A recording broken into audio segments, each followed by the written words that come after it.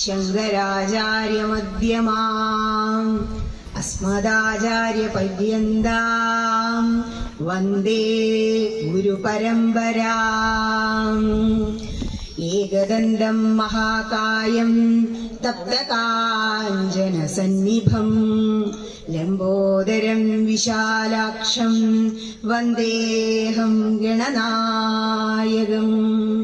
സരസ്വതി നമസ്തുഭ്യം വരദേ കാമരൂപിണി വിദ്യാരംഭം കരിഷ്യാമി സിദ്ധിർഭവതു may സദാ. എല്ലാവർക്കും നമസ്കാരം. ഇന്നത്തെ സുദിനം സനാതനധർമ്മം വിശ്വസിക്കുന്ന ഏതൊരു വ്യക്തിക്കും പറയാതെ തന്നെ അറിയാം. നമ്മളെ പോലെ തന്നെ സർവചരാചരങ്ങളും സന്തോഷിക്കുന്ന ദിവസം ഇന്ന്. രാമജന്മഭൂമി എന്നുള്ള ആ ഒരു സ്വപ്നം എത്രയോ വർഷത്തിന് ശേഷം ഒരു സമയത്ത് ഇന്ത്യ എന്ന മഹാരാജ്യം തന്നെ വിദേശികളുടെ കയ്യിലായിരുന്നു. ഹിന്ദു രാജാക്കന്മാരെ എല്ലാം അടിച്ചമർത്തി നൂറ്റാണ്ടുകളോളം മുസ്ലിം രാഷ്ട്രമായിരുന്നു ഇന്ത്യ. ഇന്ത്യയെ ആദ്യമായി ഭരിച്ച സ്ത്രീ പോലും ഒരു മുസ്ലിം വനിതയായിരുന്നു, റസിയ സുൽത്താന. പിന്നീടാണ് ഇന്ദിരാഗാന്ധി വരുന്നത്. ഇങ്ങനെ ഈ ദിവസം നമ്മുടെ പൂതൃക്കോവിൽ മഹാവിഷ്ണുവിന്റെ മുന്നിൽ ഇവിടെ വന്നിങ്ങനെ ഇരിക്കാൻ കഴിയാം, ഈ സദസ്സിൽ ഇങ്ങനെ വന്ന് ഇരിക്കാൻ കഴിയാം. എന്താ ഇന്നത്തെ പ്രത്യേകത? പ്രതിഷ്ഠാദിനം.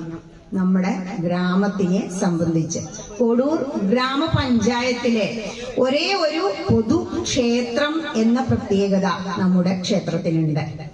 അതിലും അപ്പുറം ഭരണഘടനയുടെ പേര് പറഞ്ഞ് ആർട്ടിക്കിൾ 30 ഒക്കെ പറഞ്ഞ് മിക്ക ക്ഷേത്രങ്ങളിലും ഒരു പാഠശാല നടത്തുന്നില്ല.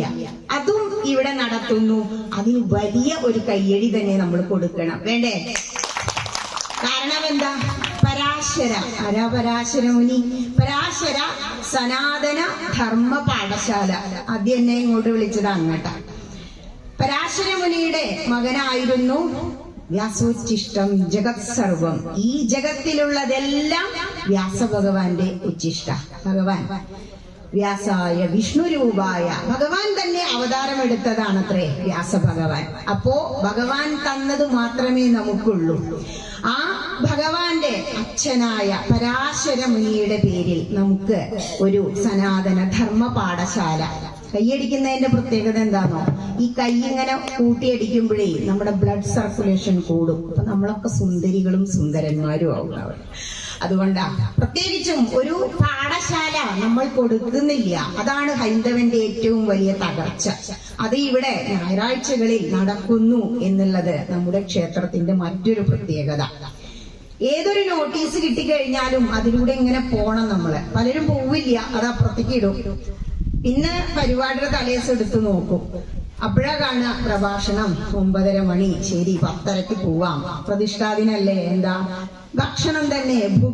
മുക്തിപ്രദനാണ് ഭഗവാൻ. ഇപ്പൊ എല്ലാവരും സൊമാലിയ മാതിരിയാ, 12:30 നോക്കൊണ്ടു നമ്മുടെ പറമ്പ് നിറയും.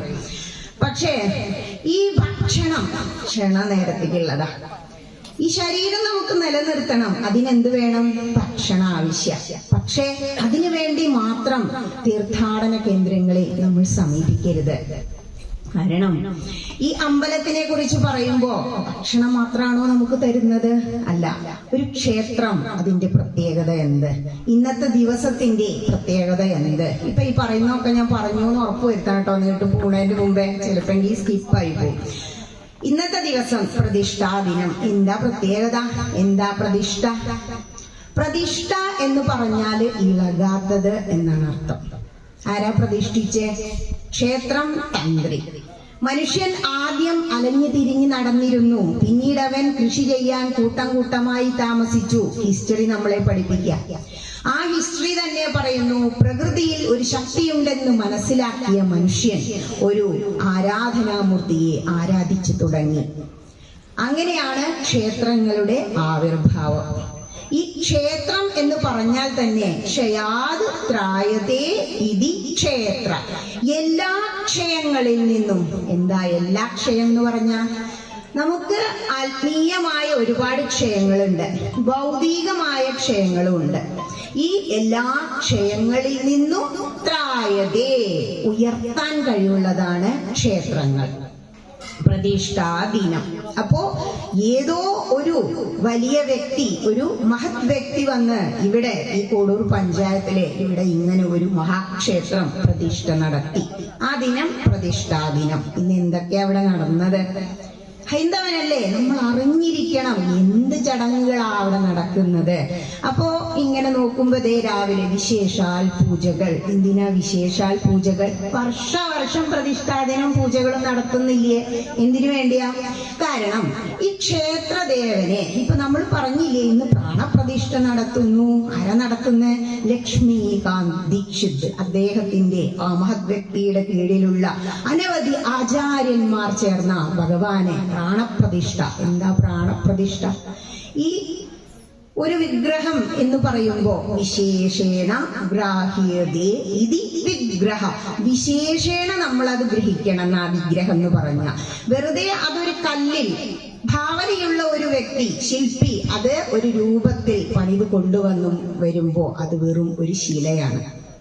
പക്ഷേ ഒരുപാട് താന്ത്രിക വിധി പ്രകാരം കലശങ്ങളൊക്കെ പൂജിച്ച് ആ ആത്മാവിനെ, ആരാണോ അവിടത്തെ പ്രതിഷ്ഠാമൂർത്തിയുടെ പിതാവിന്റെ സ്ഥാനത്തിരിക്കുന്ന തന്ത്രി, പ്രതിഷ്ഠ നടത്തുന്ന വ്യക്തിയാണ് തന്ത്രി, പ്രതിഷ്ഠാമൂർത്തിയുടെ പിതാവാണ് തന്ത്രി. ഈ തന്ത്രിവര്യൻ അദ്ദേഹത്തിന്റെ പ്രാണനിൽ നിന്നും ഒരംശമെടുത്ത് ഈ ശിലയ്ക്ക്, ഈ വിഗ്രഹത്തിന് ജീവൻ പകർന്നു നൽകുന്നു. അതാണ് പ്രാണപ്രതിഷ്ഠ. അതോടുകൂടി ആ വിഗ്രഹത്തിന് ഈശ്വര ചൈതന്യം, ആത്മാവ് ഉണ്ടാകുന്നു. ഇത്രയാണ് പ്രതിഷ്ഠ എന്താ എന്നുള്ളത് അറിയേണ്ടത്. ഹൈന്ദവനാണെങ്കിൽ അറിഞ്ഞിരിക്കണം ആരാണ് തന്ത്രി. തന്ത്രിവര്യൻ വരുന്നുണ്ട്, വലിയ ബഹുമാനത്തോടെ നിൽക്കും. എന്തുകൊണ്ടാ നമ്മൾ ബഹുമാനിക്കുന്നേ? നമ്മുടെ അച്ഛനോ മുത്തച്ഛനോ വരുമ്പോ എഴുന്നേറ്റ് നിന്ന് നമ്മൾ ബഹുമാനിക്കുന്നില്ലേ? അതിലും ഉയർന്ന സ്ഥാനമാണ് ക്ഷേത്രം തന്ത്രിക്കുള്ളത്. ഇനി പിന്നീട് നമ്മൾ അവിടെ കണ്ടത് എന്താ? ഈ വിശേഷാൽ പൂജകൾ. വിശേഷാൽ പൂജകളും ചടങ്ങുകളും നടത്തുമ്പോ ഈ പ്രതിഷ്ഠ നടത്തിയതിനു ശേഷം നമ്മളെ പോലുള്ള സാധാരണക്കാരും ജന്തുക്കളും ജീവജാലങ്ങളും ഒക്കെ അതിലിനെ യാത്ര ചെയ്തിട്ടുണ്ടാവാം. അപ്പോ ഈ ചൈതന്യത്തിന് ലോപം അല്ലെങ്കിൽ ച്യുതി സംഭവിക്കും. അപ്പോ ആ ക്ഷേത്ര ചൈതന്യം വീണ്ടെടുക്കുന്നതിന് വേണ്ടിയാണ് വിശേഷാൽ പൂജകളും ചടങ്ങുകളും ഇന്ന് നടത്തിയത്. ഇനി അത് കഴിഞ്ഞിട്ടോ അഷ്ടദ്രവ്യ മഹാഗണപതി ഹോമം. അഷ്ടദ്രവ്യങ്ങൾ, 8 മഹാദ്രവ്യങ്ങൾ ചേർത്ത്, അത് പിന്നെ പറയണ്ട, നിങ്ങളെല്ലാം അതിന്റെ പ്രസാദം വാങ്ങുമ്പോ അറിയാം എന്തൊക്കെ ഇട്ടിരിക്കുന്നു. ആ എല്ലാ ഗണങ്ങളുടെയും അധിപതിയായ മഹാഗണപതിയെ തൃപ്തിപ്പെടുത്തി. അതിനും ശേഷം അവിടെ എന്താ നടന്നത്? നാമജപം. ഒരു ക്ഷേത്രമായി കഴിഞ്ഞാൽ വാക്ക്, നാമം ഉച്ചരിക്കണം. നാമത്തിനു വേണ്ടി മാത്രം ശബ്ദം ചില ക്ഷേത്രങ്ങളിൽ എഴുതി വെക്കും. കാരണം നാമം ചൊല്ലുമ്പോ നമ്മളുടെ മനസ്സിനെ ഉയർത്താൻ കഴിയും. മന്ത്രങ്ങൾക്ക് മനനേന ത്രായതേ ഇതി മന്ത്ര. ഗായത്രി മന്ത്രം അങ്ങനെ ജപിക്കുക. ചിലർ പറയും എനിക്ക് വേദമൊന്നും അറിയില്ല, ഗായത്രി മന്ത്രം അറിയാത്ത ആരാളെ? ഗായന്തം ത്രായതേ ഇതി ഗായത്രി. ഗാനം ചെയ്യും തോറും നമ്മളതിനെ ഉയർത്താൻ ശക്തിയുള്ള മന്ത്രം, വേദമന്ത്രമാണ് ഗായത്രി മന്ത്രം. അതങ്ങനെ ഒരു തവണ ചൊല്ലിയാൽ മതി. എത്രേ സന്ധ്യ കഴിഞ്ഞാൽ അന്നത്തെ എല്ലാ പാപവും തീർന്നു.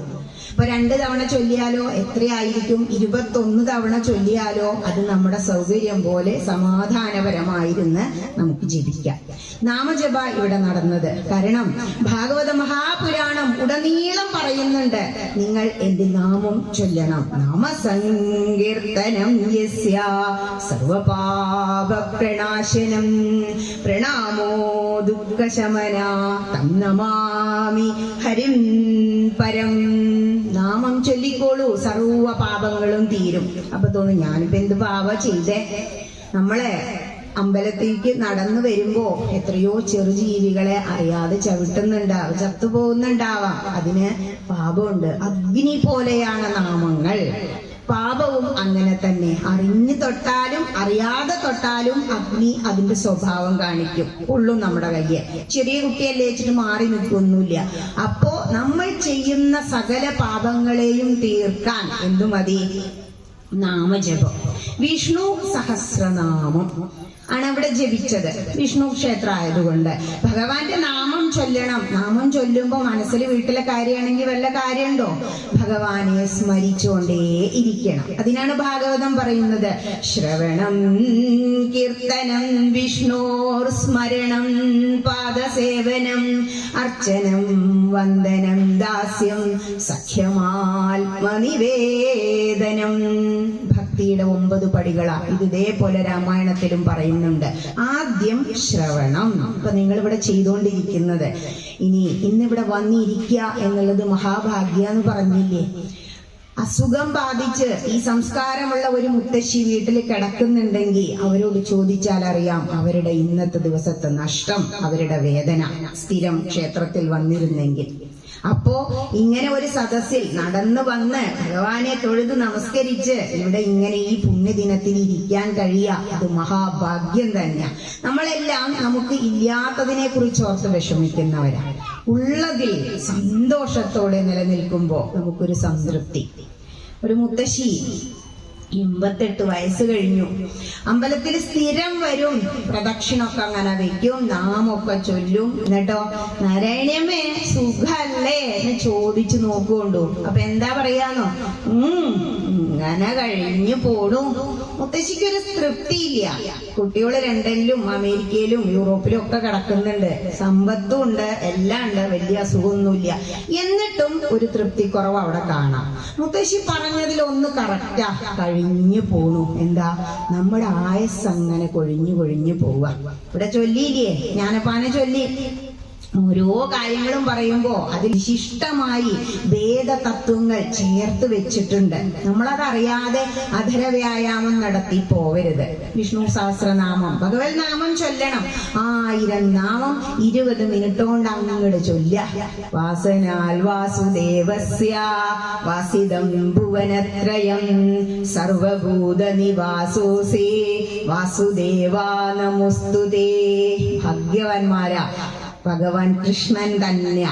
കാരണം 64 ദിവസങ്ങൾ കൊണ്ട് 64 കലകളും പഠിച്ച ആ കൃഷ്ണനെ നിങ്ങൾക്ക് നിങ്ങളുടെ മുന്നിൽ ഇഷ്ടമൂർത്തിയായി, നിങ്ങളുടെ ഗ്രാമദേവനായി ലഭിച്ചില്ലേ? ഇനി എന്തേ വേണ്ടു? നിങ്ങൾ തുടങ്ങി വെച്ചിരിക്കുന്നു. തുടങ്ങി വെച്ചവരെ ഇവിടെ വന്നിരിക്കൂ.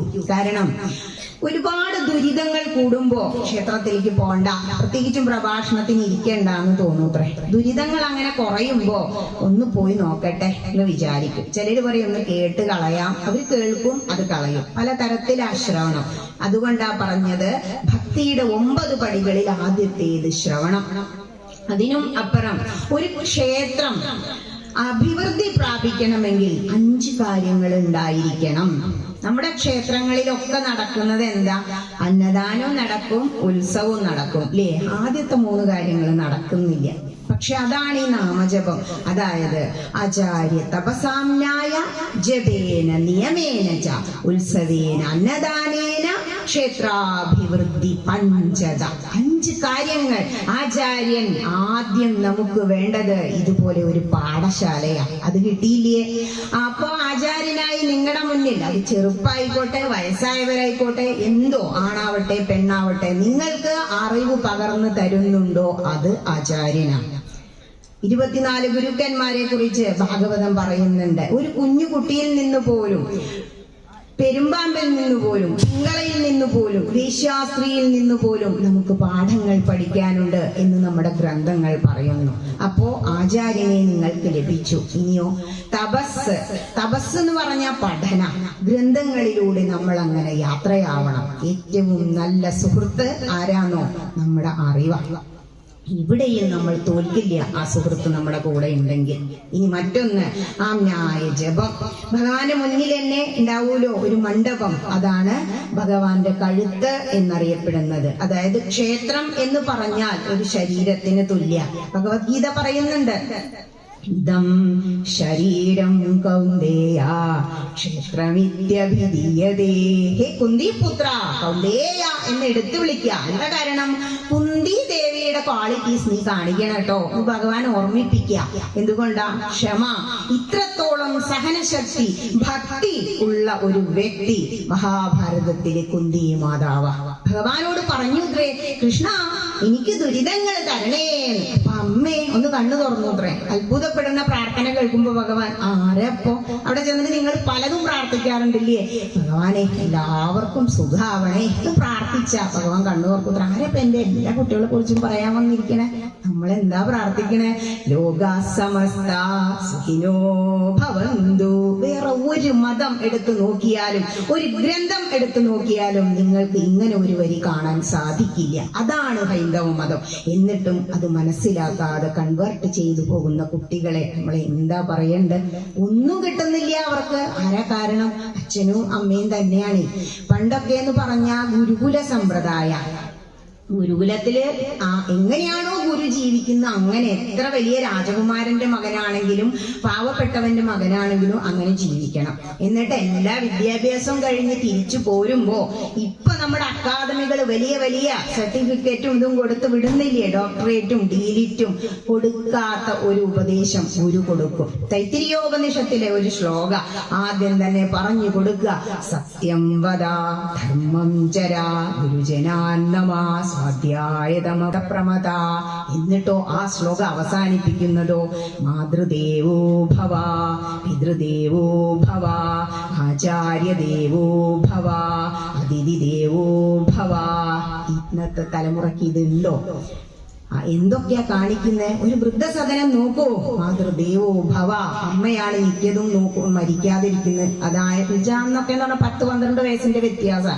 ആ അമ്മയെ കൈപിടിച്ച് ഒരു പൂച്ചക്കുട്ടിയെ പോലെ വൃദ്ധസദനത്തിലാക്കുന്നത് 99.9% ഹിന്ദുക്കളാണ്. ഒരു വൃദ്ധസദനം തവനൂര് സന്ദർശിച്ചു നോക്കൂ. നമ്മുടെ ഹൈന്ദവരെന്തേ ഇങ്ങനെ ആവാൻ? അവർക്ക് ഗുരുകുല വിദ്യാഭ്യാസം ഇല്ല. മാതൃദേവോ ഭവ. ഇപ്പോ കഴിഞ്ഞ ദിവസം മുത്തശ്ശിയാർക്കാവില് മൂകാംബികയിലെ അടിക വന്ന് പ്രഭാഷണം ചെയ്തു. അവിടെ പൊങ്കാല നിവേദ്യമൊക്കെ ഉണ്ടായിരുന്നു. അപ്പോ സ്വാമിജി പറയാ, നിങ്ങൾ ഇപ്പോ ഇവിടെ നടത്തിയില്ലേ ഭഗവതിയുടെ മുന്നില്? എന്താ നടത്തിയേ? മാതൃപൂജ. കുറെ മുത്തശ്ശിമാരെ കസേരയൊക്കെ ഇട്ട് ഇരുത്തി കൊച്ചുകുട്ടികള് കാലൊക്കെ കഴുകിച്ച് പൂക്കളൊക്കെ നേരിട്ട് അമ്മയെ പൂജിക്കാം. മാതൃപൂജ, മാതൃവന്ദനം. ഇതാണ് നിങ്ങൾക്ക് ചെയ്യാൻ കഴിയുന്നതിൽ വച്ച് ഏറ്റവും വലിയ സൽക്കർമ്മം മക്കളെ. അതാണത്ര ഏറ്റവും വലിയ പുണ്യം. അമ്മയുടെ മഹത്വം അറിയാതെ, ശങ്കരാചാര്യസ്വാമിയെ കുറിച്ച് അറിയണം നമ്മൾ. ആചാര്യസ്വാമി സന്യസിക്കാൻ പോവാന്ന് പറഞ്ഞപ്പോ നമ്മളാണെങ്കിലും ലൗകികരെന്താ പറയാ? അയ്യോ വേണ്ട, പറഞ്ഞയച്ചില്ല. അവസാനം ഇപ്പോഴും നമുക്ക് അവിടെ പോയാൽ കാണാം മുതലമടയും കുളമൊക്കെ. മുതല പിടിച്ചപ്പോ പറഞ്ഞു അത്രേ, സന്യസിക്കാൻ വിടുവോ?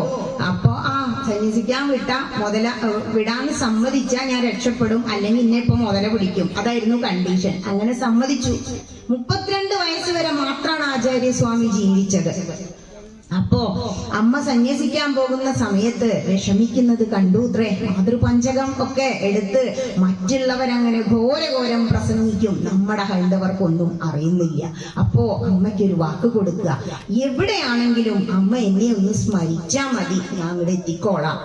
അഷ്ടാംഗ യോഗയെ കുറിച്ചും അതിന്റെ സിദ്ധികളെ കുറിച്ചും ഒക്കെ നാരായണീയം പറയുന്നുണ്ട്.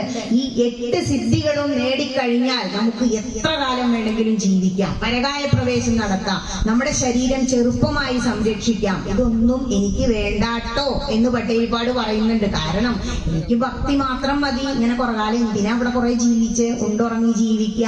മനുഷ്യരൂപേണ മൃഗം ചരന്തി. ആചാര്യസ്വാമി പറഞ്ഞതാ, ഭക്തി ഇല്ലാതെ ജീവിക്കുന്നവരുടെ അവസ്ഥ. മനുഷ്യരൂപേണ മൃഗം ചരന്തി. പൂച്ചയും നായയും പട്ടിയും ഒക്കെ ഉണ്ണുക, ഓരിടുക, കിടന്നുറങ്ങുക, അല്ലെ? അവർക്ക് എന്തേ ആഗ്രഹമുള്ളൂ? ഭക്ഷണം, സുഖം. ഇത് മാത്രം നോക്കി ജീവിക്കുന്ന മനുഷ്യൻ മൃഗത്തിന് തുല്യ. ഇപ്പോ ആണുങ്ങളുടെ കാര്യം പലരുടെയും അങ്ങനെ തോന്നും എനിക്ക്. ഈ ഗ്രാമങ്ങളിലല്ല കേട്ടോ, സിറ്റികളിലുള്ളവര്. സ്ത്രീകളോ ഗൃഹാന്തകൂപേ പതിതോ യഥാ പശു. സ്ത്രീകളോ ഈ ഗൃഹമാകുന്ന ഒരു അന്ധകൂപത്തിൽ പണ്ട് ആചാര്യ സ്വാമി വിവേകാനന്ദൻ പറയുന്നുണ്ട്, ഒരു പൊട്ടക്കിണക്കിൽ കിടക്കുന്നത് അവളയുടെ കഥ. അതുപോലെ ഇതന്നെ സ്വർഗം രാവിലെ അങ്ങോട്ട് നീട്ടാ. ഇവിടെ അമ്മമാർ ആദ്യമായിട്ട് പ്രഭാഷണം കേൾക്കുന്നവരുണ്ടാവും. ഇത്ര കാലം ഞാൻ ജീവിച്ചു, എന്തൊക്കെയാ സ്ഥിരം ഞങ്ങൾ ചെയ്തേന്നൊന്ന് ചിന്തിച്ചു നോക്കൂ. ആത്മീയമായ ഉന്നതിക്ക് വേണ്ടി എന്തെങ്കിലും ചെയ്തോ? എനിക്ക് വേണ്ടി ഞാൻ എന്തെങ്കിലും ചെയ്തോ? നമ്മൾ ഒരുപാട് സമ്പാദിക്കുന്നതിലും ഒരുപാട് കീർത്തികൾ കിട്ടുന്നതിലും ഒന്നും ഒരർത്ഥവും ഇല്ല. പക്ഷേ നമ്മളുടെ ആത്മസാക്ഷാത്കാരം, അതാണ് ആത്യന്തികമായ ജീവിത ലക്ഷ്യം എന്ന് പറയുന്നത്. അതിനുവേണ്ടി ആത്മീയമായ ഉന്നതിക്ക് വേണ്ടി എന്തെങ്കിലും ഞാൻ ചെയ്തോ? ഒരു ഇൻട്രോസ്പെക്ഷൻ, ചെറുതായിട്ടൊരു ആത്മപരിശോധന നടത്തുക. രാമായണം വളരെ ലളിതമായിട്ട് പറയുന്നുണ്ട്, നിസ്സാരമെത്രയും സംസാരമോർക്കിലോ സത്സംഗമൊന്നേ ശുഭകരമായുള്ളൂ. എന്താ സത്സംഗം? സത്തുക്കളുമായി സമ്പർക്കം ഉണ്ടാവുക. രാമായണം എഴുതിയ രത്നാകരൻ എന്ന മുനി ഒരു കാട്ടാളനായിരുന്നു, കള്ളനായിരുന്നു. എന്നിട്ടോ സപ്തർഷികളുമായി സംഗമം ഉണ്ടായപ്പോൾ, സത്സംഗം ഉണ്ടായപ്പോൾ വാൽമീകി എന്ന മഹർഷിയായി ഉയർന്നു. അതാണ് സത്സംഗത്തിന്റെ മഹിമ. സത്തുക്കളുമായി സംഘം ഉണ്ടാകുമ്പോ അയൽവാസി അമ്പലത്തേക്ക് പോവെങ്കിൽ വിളിക്കും, അമ്മിണിക്കുട്ടിയെ ഈ പോരുന്നോ, അവിടെ പ്രഭാഷണം ഉണ്ട് അത്രേ. അപ്പൊ അവള് പോണ്ടെന്ന ഞാനൊന്ന് പോയി നോക്കാം, രണ്ടുപേരും കൂടിയും വരും. അല്ല അവരെങ്ങടാ സിനിമയ്ക്കാ പോണച്ചാലോ അവരുടെ കൂടെ പോ. എല്ലാം വേണട്ടോ. ഞാൻ പറഞ്ഞില്ലേ 64 കലകളും പഠിച്ചു, 64 ദിവസം കൊണ്ട് കൃഷ്ണന് പൂർണ്ണാവതാരമാണെന്ന്. അത് എന്തിനു വേണ്ടിയാ? ഒരു ജന്മം എടുത്തു കഴിഞ്ഞാൽ ഒരു കലയെങ്കിലും നമ്മൾ അഭ്യസിച്ചിരിക്കണം. നന്നായി പാട്ട് പാടുന്നവരുണ്ട്, നന്നായി പ്രസംഗിക്കുന്നവരുണ്ട്. പാട്ടുപാടി ഒരാളെ ഇരുത്താം, വലിയ പ്രയാസമൊന്നുമില്ല, അതിനൊരു ആകർഷണമുണ്ട്. പക്ഷെ പ്രസംഗിച്ച് ഇങ്ങനെ ഒരു കഥ പറഞ്ഞ് കാര്യമായി ഒന്നും ഉണ്ടാവില്ല. ഇനി 1.5 മണിക്കൂർ കഴിഞ്ഞാൽ ഞാൻ പറഞ്ഞത്. പക്ഷേ ഇങ്ങനെ നിങ്ങൾ ഇവിടെ വന്ന് നിങ്ങളുടെ ആത്മാവ് മാത്രമായി ശരീരം മറക്കുമ്പോഴാണ് നമുക്ക് ഇങ്ങനെ ശ്രദ്ധിച്ചിരിക്കാൻ പറ്റുക. അതായത് യം യം ഭാവം സ്മരൻ. എന്തൊന്നാണോ നിങ്ങൾ അങ്ങനെ ചിന്തിച്ചുകൊണ്ടിരിക്കണേ, നിങ്ങൾ അത് തന്നെയായി മാറുന്നു. ഭഗവാൻ എവിടെ ഇരിക്കണേ? ശ്രീലകത്തിന്റെ അകത്താണോ? അല്ല, ഇവിടെ ഇരിക്കുന്നേ. വിഷ്ണു സൂക്തത്തിൽ പറയുന്നുണ്ട്, ഗുഹാശയ എന്ന നമ്മുടെ ഹൃദയമാകുന്ന ഗുഹയ്ക്കുള്ളിൽ അന്തര്യാമിയായി ഭഗവാൻ അങ്ങനെ കുടികൊള്ളുക.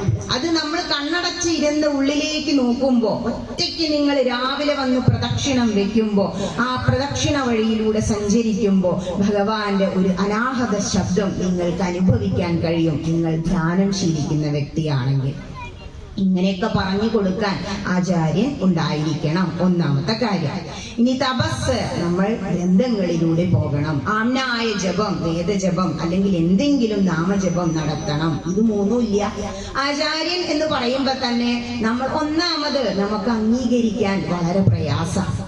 പിന്നെ കുറെ കഴിഞ്ഞ് നാഷണൽ അവാർഡൊക്കെ കിട്ടി വന്ന സ്റ്റേറ്റ് അവാർഡ് കൊടുക്കും. നാട്ടുകാർക്കാണ് പ്രത്യേകിച്ച്. ഇപ്പൊ ഞാൻ ഇവിടെ വസിക്കുന്ന ആളാച്ച ഇത്ര ഒരു വിലയൊന്നും നമുക്ക് ഉണ്ടാവില്ല. കാരണം എന്നും കാണുന്നവര്, മമ്മൂട്ടീനെ എന്നും കാണുന്നവന് എന്ത് വില? എന്നും രാവിലെ നീച്ചാൽ ഇവരെ തന്നെ കാണുന്നത് അതുപോലെ. പക്ഷെ ആചാര്യസ്ഥാനം എന്ന് പറയുമ്പോ അറിവ്. കാരണം ഭക്തനാരാ? ഭക്തലക്ഷണതു ജിജ്ഞാസ ഏവ. ഭക്തന്റെ ലക്ഷണം ജിജ്ഞാസ. ഇവിടെ വന്നിരിക്കാൻ തോന്നിയത് എന്താ? എന്തൊക്കെയോ അറിയാനുണ്ട്. ഇപ്പൊ എന്ത് മനസ്സിലായി? എന്താണ് പ്രതിഷ്ഠ? ആരാണ് ഇവിടെ ഈ ക്ഷേത്രത്തിൽ പ്രതിഷ്ഠ നടത്തിയത്? നിങ്ങൾക്കൊരു തന്ത്രിവര്യൻ ഉണ്ടാവും.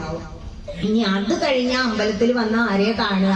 നമ്മൾ എന്നും കാണും ഇവിടെ ഒരു ശാന്തിക്കാരൻ, അല്ലെ? എന്താ അദ്ദേഹത്തെ ശാന്തിക്കാരൻ എന്ന് വിളിക്കാൻ കാരണം അദ്ദേഹം വേദങ്ങളെല്ലാം പഠിച്ച്, യോഗയെല്ലാം പഠിച്ച് മന്ത്രദീക്ഷ കൈവരിച്ച വ്യക്തിയായിരിക്കും. ഇതെല്ലാം പഠിച്ചു കഴിഞ്ഞാൽ ഉണ്ടാകുന്ന കാര്യം മനഃശാന്തി.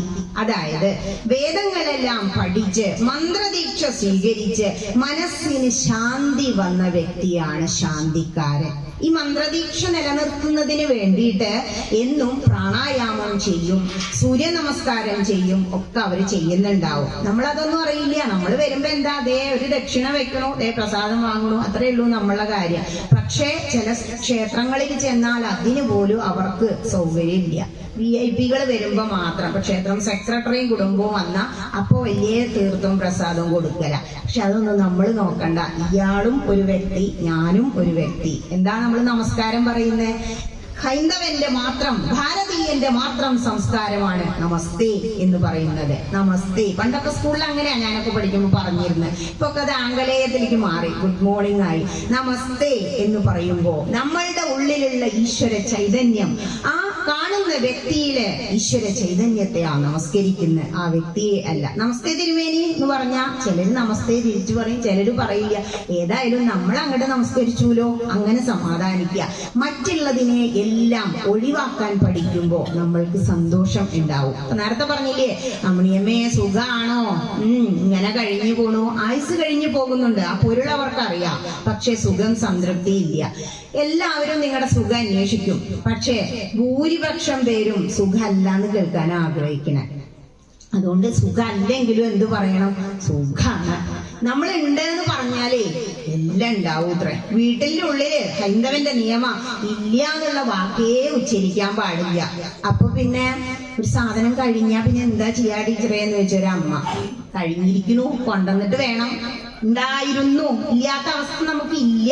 കാരണം ഭഗവാൻ അങ്ങനെ നിറഞ്ഞു നിൽക്കുകയാണ്, നമുക്ക് സമൃദ്ധിയാണ്. എന്തിനും സമൃദ്ധി കാണാൻ, സന്തോഷം കാണാൻ പഠിക്കുക. ഭഗവാൻ എന്താ പറഞ്ഞേ, എല്ലാം എന്റെ പ്രസാദമായി നീ സ്വീകരിക്കണം. അങ്ങനെയാകുമ്പോഴോ ഭഗവത്ഗീതയിൽ പറയുന്നതാ, മന്മനാഭവമൽ ഭക്ത മദ്യാജീമാം നമസ്കുരു. നമ്മുടെ ഗീതയൊക്കെ അമേരിക്കയിലെ 186 യൂണിവേഴ്സിറ്റികളിൽ സിലബസാ. MBAക്ക് ഒരു പേപ്പറാ ഭഗവത്ഗീത. നമ്മുടെ ഇവിടെ ഒരു ഗീതാ ക്ലാസ് ആണ് തുടങ്ങിയാലോ, ഗീത എടുക്കാൻ വരുന്ന ആളെന്നെ അമ്പലത്തിലേക്ക് പോയില്ല ടീച്ചറെ, പിന്നെ എന്താണ് അത് എന്നാ ചോദിച്ചത് ഒരമ്മ. അതൊരു സത്യം. അതായത് വിശ്വാസി അല്ലാത്തവനെ, ആ ഒരു ഭാവം ഇല്ലാത്തവനെ, ഭക്തി ഇല്ലാത്തവനെ നമ്മൾ ആചാര്യനായി ഒരു കാര്യം ഏൽപ്പിക്കരുത്. ആചാര്യനെ നമ്മൾ എന്താ, ആചരിക്കുന്നവനാണ് ആചാര്യൻ. ഞാൻ ചെയ്യാത്ത ഒരു കാര്യങ്ങളും ഞാൻ പറയാറില്ല ഒരു സ്റ്റേജിലും. കാരണം നമുക്ക് ചെയ്യാൻ പറ്റാത്തൊരു കാര്യം, നിങ്ങൾക്കറിയാലോ ഒരു കഥ. ഒരു സന്യാസിയുടെ അടുത്ത് ചെന്നപ്പോ കുട്ടി മധുരം കഴിക്കാന്ന് പറഞ്ഞപ്പോ അടുത്ത ആഴ്ച വരുമെന്ന് പറഞ്ഞു അത്ര അമ്മോട്. അടുത്ത ആഴ്ച വന്നപ്പോ ചോദിച്ചു, ഉപദേശമൊക്കെ കൊടുത്തു, ഷുഗർ നന്നല്ല, വെളുത്ത വിഷാണ്, കഴിക്കരുത്. അപ്പൊ അമ്മ ചോദിച്ചു, ഇത്രേ പറയാളിച്ചത് കഴിഞ്ഞ ആഴ്ച പറഞ്ഞൂടെ സ്വാമിജി? അപ്പൊ പറയാത്രേ, ഞാൻ നന്നായിട്ട് മധുരം കഴിക്കും, അപ്പൊ ഞാൻ ആ സ്വഭാവം നിർത്താതെ എനിക്കിത് ഉപദേശിക്കാൻ അവകാശമില്ല. അങ്ങനെ വേണം ആചാര്യന്മാർ. ആചാര്യൻ, ആചരിക്കുന്നവൻ ആചാര്യൻ, ആചരിച്ച് കാണിച്ചു കൊടുക്കുക. എങ്ങനെ ആചരിക്കണ്ടേ, അതാണ് മറ്റൊരു വലിയ പ്രശ്നം. ഹൈന്ദവൻ എന്താ പറയാന്നോ, എല്ലാവരും 5 മണിക്ക് നീട്ടാ മതി പറയുമ്പോ നീ ബ്രഹ്മമുഹൂർത്തത്തിൽ നീക്കണം, പഞ്ചമഹായജ്ഞവും ഒക്കെ അങ്ങോട്ട് പറയും. എപ്പോഴാ ബ്രഹ്മമുഹൂർത്തം?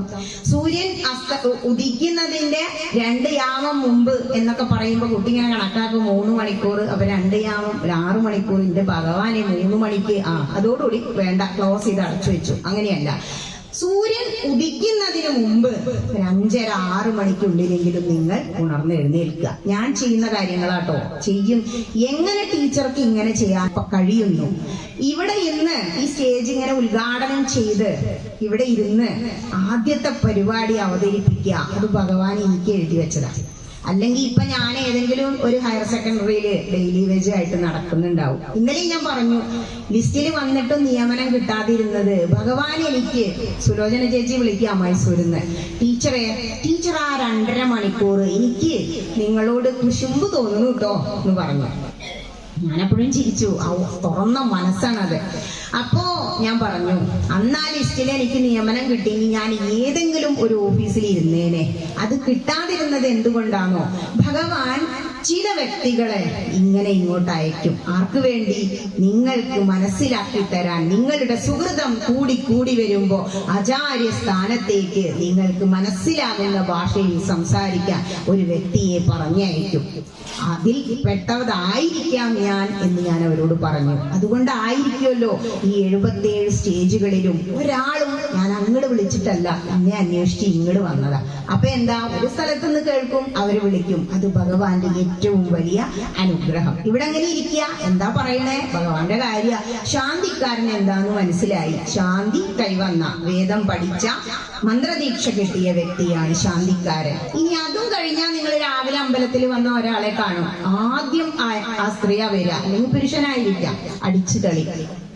എന്താ അടിച്ചു തളി? ഈ സ്ത്രീ വന്ന് അടിച്ചു തളിച്ചാലേ തിരുമേനി അതിങ്ങോട്ട് വരുള്ളൂ. അപ്പൊ ആരെയാ ഭഗവാനെ ഏറെ ഇഷ്ടം? അടിച്ചു തളിക്കാരി അത്രേ. ഭഗവാന്റെ ഒരു വിളക്ക് കഴുകാൻ കിട്ടുക, ഭഗവാന്റെ ഒരു നേദ്യച്ചെമ്പ് കഴുകാൻ കിട്ടുക, ഇതിലും വലിയ ഭാഗ്യം വേറെ ഇല്ല എന്ന. അത് ഉപാസനയായി ചെയ്യണം. കാരണം മനുഷ്യൻ ജീവിക്കുമ്പോ ചെറുപ്പം മുഴുവൻ പണം ഉണ്ടാക്കാൻ വേണ്ടി ആരോഗ്യം കളഞ്ഞ് ജോലിക്ക് നടക്കും, ഒരു 40-50 വയസ്സ് വരെ. അത് കഴിഞ്ഞ ആരോഗ്യം ഉണ്ടാക്കാൻ വേണ്ടി ആ പണം ചെലവാക്കും. അതല്ലേ സംഭവിക്കുന്നത്? ഇനി അതും കഴിഞ്ഞ് പിന്നെന്താ? മരണം എന്നാണ്. പക്ഷെ ഈ ആരോഗ്യം നേടാൻ നടക്കുമ്പോഴും പണം നേടാൻ നടക്കുമ്പോഴും നമ്മൾ കർമ്മം ചെയ്യുന്നുണ്ട്. മനുഷ്യൻ ലോകത്ത് വന്നു കഴിഞ്ഞാൽ ഭഗവത്ഗീത പറയുന്നുണ്ട്, ലോകേസ്മിൻ ദ്വിവിധാ നിഷ്ഠ പുരാപ്രപ്താമയാനഘ. അതായത് ലൗകികർ ഈ തരം കർമ്മങ്ങളൊക്കെ ചെയ്യുന്നു. സാങ്ക്യം അതായത് സന്യാസിമാര് ജ്ഞാനയോഗം ചെയ്യുന്നു. ഇവിടെ ഇപ്പൊ ഒരുപാട് പേര് കൂട്ടുപരയിലുണ്ട്, അവരും കർമ്മ ചെയ്യുന്നേ. ഒരുപാട് പേര് ഇവിടെ ശ്രദ്ധിച്ചിരിക്കുന്നുണ്ട്, അവരും ഒരു കർമ്മ ചെയ്യുന്നേ. അവിടെ അങ്ങനെ എഴുതൂത്രേ ചിത്രഗുപ്തന്റെ കണക്ക് പുസ്തകത്തില് ഒരു കോളം പോസിറ്റീവും ഒരു കോളം നെഗറ്റീവും. അങ്ങനെ എഴുതുമ്പോ എഴുതൂത്രേ, ഇത്ര സമയം പൂതൃക്കോവിൽ വിഷ്ണു ക്ഷേത്രം ഭക്തി പ്രഭാഷണം, ഇത്ര സമയം അവിടെ സേവനം എന്താ, ഇവിടെ കൂട്ടുപരയില് പണിയുണ്ട്, അമ്പലത്തിനുള്ളിൽ പണിയുണ്ട്, ഇതൊക്കെ തന്നെ. അവസാനം അവിടെ ചെല്ലുമ്പോ ഈ പുസ്തകം അങ്ങോട്ട് എടുക്കൂത്രേ. നമ്മളാണെങ്കിലോ ചെല്ലുമ്പോ അവസാനം ചിതയിൽ കൊണ്ടുവയ്ക്കുമ്പോ നമ്മൾ പ്രാർത്ഥിക്കുത്രേ, നമ്മുടെ ജീവൻ ഒരു വായു അഗ്നിയിൽ വെച്ച് എരിയുന്നത് വരെ 5 വായുക്കളിൽ ഒന്ന് പോവാതെ നമ്മുടെ ശരീരത്തിൽ നിൽക്കും. അപ്പൊ ഈ ചിതയിൽ വെക്കുകയാണെന്ന് കാണുമ്പോഴത്രയോ ആ ആത്മാവിനൊരു പ്രാർത്ഥന. ആ വായു പോകുന്ന സമയത്ത് പറയും, ഈശാവാസ്യത്തിൽ പറയുന്നതാ, വായുരനിലമൃതം അതേദം ഭസ്മാന്തം ശരീരം കൃതോ സ്മര കൃതം സ്മര കൃതോ സ്മര കൃതം സ്മര. ഇങ്ങനെ പ്രാർത്ഥിക്കുക. എന്താ പറയുന്നത്?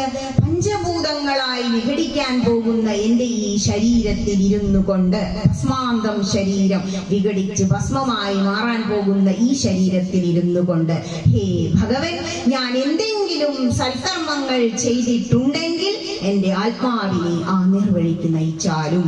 അപ്പോഴാണ് അത്രയും നമ്മൾ ചിന്തിക്കുക. അപ്പൊ അവിടെ ചെന്ന് കണക്ക് പുസ്തകമൊക്കെ എടുത്ത് നോക്കുമ്പോഴാണ് 2 കോളത്തില് സൽക്കർമ്മങ്ങളുണ്ടോ.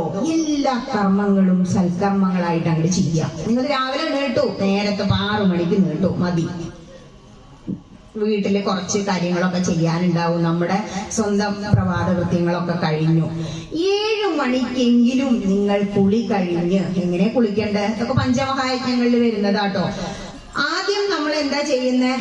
ശങ്കരാചാര്യസ്വാമി പറയുന്നുണ്ട്, രാവിലെ നമുക്ക് ഒന്നുമില്ല ചിട്ടാന്ന് പറയും. ആചാര്യസ്വാമി എത്രയോ വർഷങ്ങൾക്ക് മുമ്പ് 8-ാം നൂറ്റാണ്ടിൽ എഴുതി വെച്ചിട്ടുണ്ട് 10 കൽപ്പനകൾ. നീ രാവിലെ ഉണർന്ന് എഴുന്നേറ്റ ഉടനെ നിവർന്നിരിക്കണം. നിന്റെ ഉപാസനാമൂർത്തിയോട് ഒരു നിമിഷം പ്രാർത്ഥിക്കണം.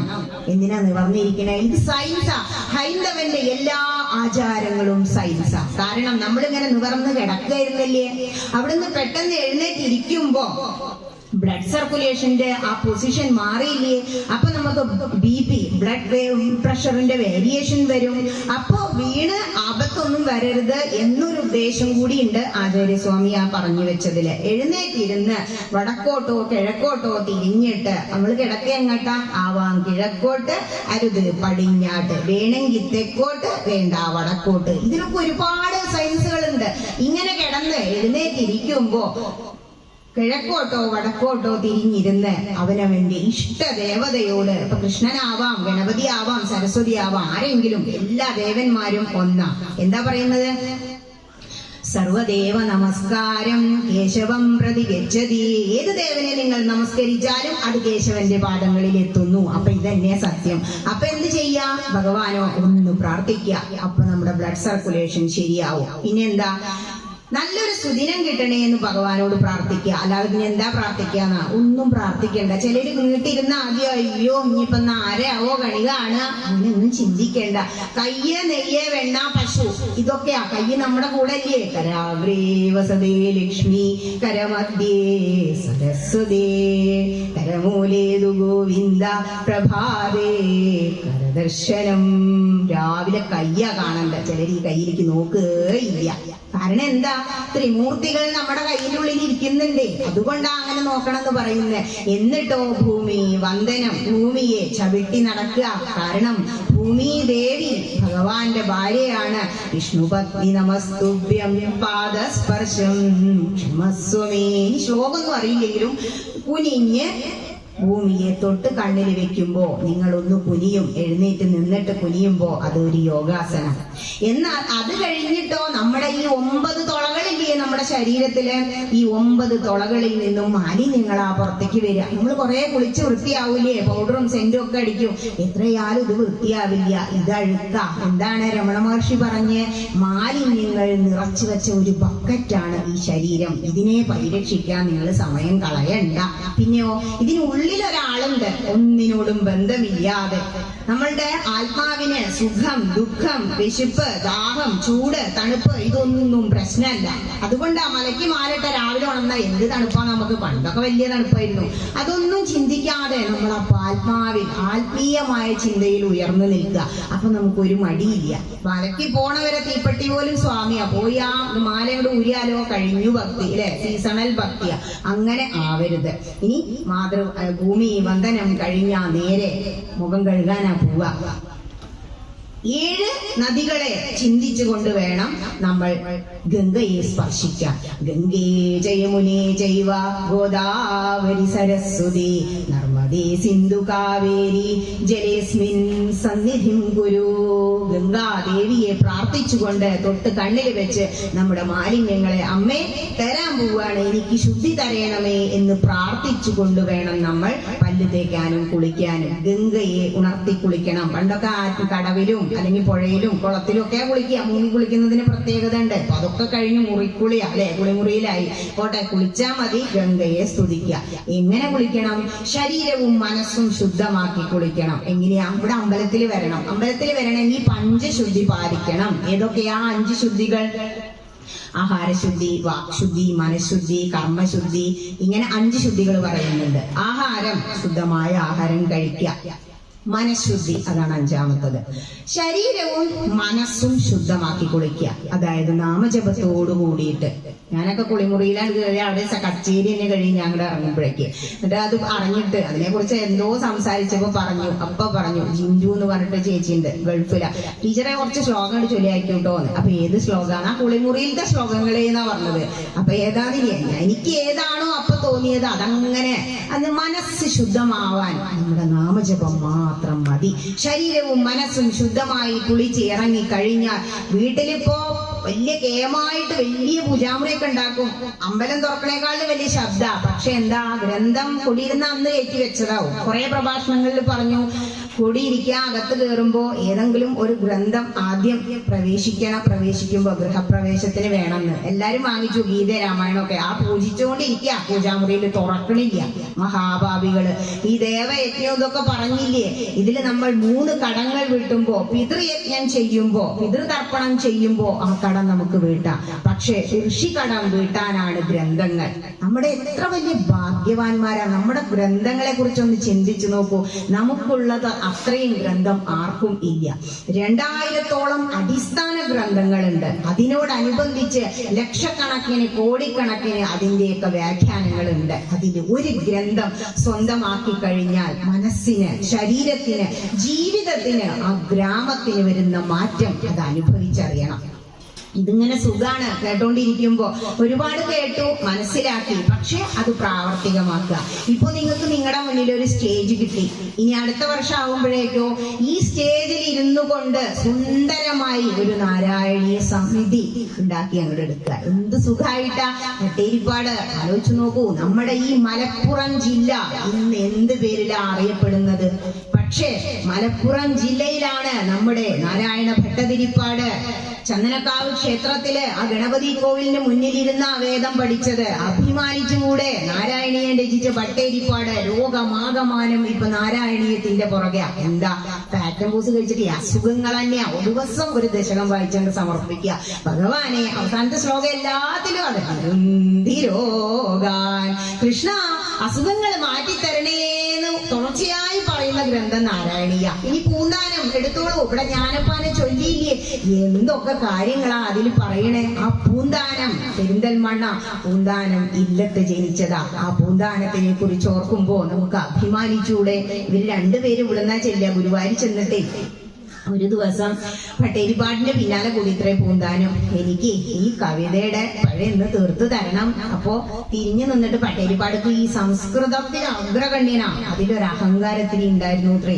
തിരിഞ്ഞു നിന്നിട്ട് ചോദിച്ചു ഇത്രേ, ഏത് ഭാഷയാ? അപ്പൊ പറഞ്ഞത്ര അതൊരു ഭാഷാകാവ്യ, മലയാള. അത് വേറെ ആളെ നോക്കിക്കോളാൻ പറഞ്ഞു. വാദമൊക്കെ മാറി പോന്നതാ. അന്ന് രാത്രി തുടങ്ങി വാദത്തിന്റെ അസ്ഥ്യത. അപ്പോ അയ്യോ കൃഷ്ണ, എന്ത് പറ്റിപ്പോ എനിക്കെന്ന് വിചാരിച്ചു ഇത്രേ. അപ്പൊ സ്വപ്നത്തിൽ വന്നിട്ട് പറഞ്ഞു ഇത്രേ, പട്ടേരിപ്പാടേ, അങ്ങയുടെ വിഭക്തിയേക്കാൾ എനിക്കിഷ്ടം ആ പൂന്താനത്തിന്റെ ഭക്തിയാണ് കേട്ടോ. പിന്നെ എന്തിനാ പേടിക്കണേ? അക്ഷരം അറിഞ്ഞാ മാത്രം മതി. അക്ഷരം, ക്ഷരം എന്ന് പറഞ്ഞാൽ നാശമുള്ളതാ. അക്ഷരം പട്ടേരിപ്പാട് എന്നോ പോയി, ഇപ്പോഴും നശിക്കാതെ നാരായണീയം നമ്മുടെ കയ്യിലുണ്ട്. പൂന്താനം പോയി, ആ ജ്ഞാനപ്പാനം നമ്മുടെ കയ്യിലുണ്ട്.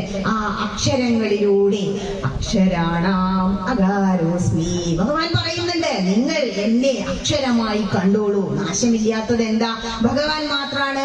അങ്ങനെ പൂന്താനം ജനിച്ച, വളർന്ന, ഉപാസിച്ച മലപ്പുറം ജില്ല. ഇനി എഴുത്തച്ഛൻ തിരൂര് തുഞ്ചൻ പറമ്പില് പ്രതിമ വെക്കണം എന്ന് പറഞ്ഞിട്ട് അതിന് പോലും ഹൈന്ദവനെ സമ്മതിക്കാത്ത ഒരു കേരളം. എത്രയോ ആചാര്യന്മാരുണ്ട്, എത്രയോ പ്രതിമകൾ എല്ലായിടത്തും സ്ഥാപിക്കുന്നു. നമ്മുടെ മലയാള ഭാഷയുടെ ആചാര്യൻ ഒരു പ്രതിമ സ്ഥാപിക്കാൻ കേരളത്തിലെ ഹൈന്ദവന് അവകാശം ഇല്ല. ഇതാണ് നമ്മുടെ ഹിന്ദുമതം. ഇനിയോ ആചാര്യൻ രചിച്ചതോ ഇന്നത്തെ ദിവസത്തെ കുറിച്ച് പറഞ്ഞില്ലേ, തുഞ്ചത്തെഴുമാര്യപാദം. എന്തുകൊണ്ടാണോ? തുഞ്ചത്തെഴുത്തച്ഛൻ ഇല്ലായിരുന്നു എങ്കിൽ നമ്മളാരും രാമായണ കഥ അറിയില്ലായിരുന്നു. കാരണം ഈ സംസ്കൃതം കുറച്ച് ബുദ്ധിമുട്ടാണ് മനസ്സിലാക്കിയപ്പോ. പ്രത്യേകിച്ചും പണ്ടൊക്കെ നമ്പൂരാര് വേദം പഠിക്കാൻ താഴ്ന്ന ജാതിക്കാരെ സ്ത്രീകളെ സമ്മതിക്കില്ല അത്രേ. ഈ എഴുത്തച്ഛൻ നായരണി അപ്പൊ മലയാളത്തിൽ അങ്ങോട്ട് എഴുതി വാൽമീകി രാമായണം വായിച്ച് മനസ്സിലാക്കിയിട്ട് അങ്ങനെയാണ് തുഞ്ചത്തെഴുത്തച്ഛന്റെ രാമകഥ നമുക്ക് കിളിപ്പൈതൽ പറയുന്നത് കിട്ടുന്നത്. ആ രാമന് വേണ്ടി സമർപ്പിച്ച ഈ വേദിയിലിരുന്ന് ഇങ്ങനെ രാമകഥ പറയാ, അത് തന്നെ വലിയ ഒരു അനുഗ്രഹല്ലേ. ആ ആചാര്യസ്വാമി നമ്മുടെ മലപ്പുറം ജില്ലയില. ഇനി വില്ലുമംഗലം സ്വാമി നമ്മുടെ മലപ്പുറം ജില്ലയില. ഇതൊക്കെ ഉണ്ടായിട്ടും എന്തുകൊണ്ട് മലപ്പുറം ജില്ല മറ്റൊരു പേരിൽ അറിയപ്പെടുന്നു? അത് നമ്മളെന്താ ഉയർത്തിക്കൊണ്ടുവരുന്നില്ല? ഇപ്പൊ നാരായണീയ ദിനം എന്നൊക്കെ പറഞ്ഞ് ഗുരുവായൂരിന്ന് ഇങ്ങോട്ട് വരാൻ തുടങ്ങി. ചന്ദനക്കാവിക്ക് ഇപ്പൊ അവിടെ ഉണ്ടായിരുന്നു, ഉഷാറായിരുന്നു പരിപാടിയൊക്കെ. ഉണർന്നു വരുന്നുണ്ട്. ഈ ഹൈന്ദവനെ ഉണർത്തണമെങ്കിൽ ആചാര്യന്മാർ മുന്നിലേക്ക് വരണം. എപ്പോ നോക്കിയാലും ജപിച്ചുകൊണ്ടിരിക്കുന്ന ഒരു സന്യാസി വര്യൻ ഉണ്ട്. നല്ലതാണ് ജപിക്കുന്നത്, സന്യാസി സഭ ഉള്ളത് കൊണ്ടാണ് നമ്മൾ ഇങ്ങനെ നിലനിൽക്കുന്നത്. പക്ഷെ നമുക്ക് അറിവ് പകർന്നു തരാൻ ഞാൻ പറഞ്ഞില്ലേ, ഭക്തലക്ഷണതു ജിജ്ഞാസയേവ.